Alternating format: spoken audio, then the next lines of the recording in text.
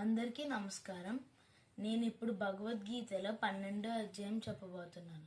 శ్రీకృష్ణ పరబ్రహ్మణే నమః. శ్రీమద్ భగవద్గీత ద్వాదశోऽధ్యాయః. భక్తియోగః.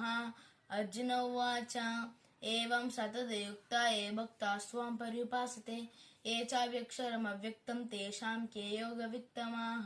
శ్రీభగవానువాచ మయ్యావేశ్య మనోనేమాం నిత్యయుక్తా ఉపాసతే శ్రద్ధయా పరయోపేతాం తే మే యుక్తతమా మతాః.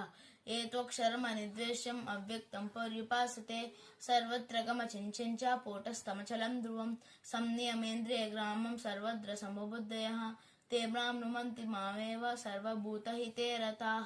క్లేశోऽధికతరస్తేషాम् అవ్యక్తాసక్తచేతసాम् అవ్యక్తా హి గతిర్దుఃఖం దేహవద్భిరవాప్యతే ఏ తు సర్వాణి కర్వాణి మయి సన్యస్య మత్పరాః అనన్యేనైవ యోగేన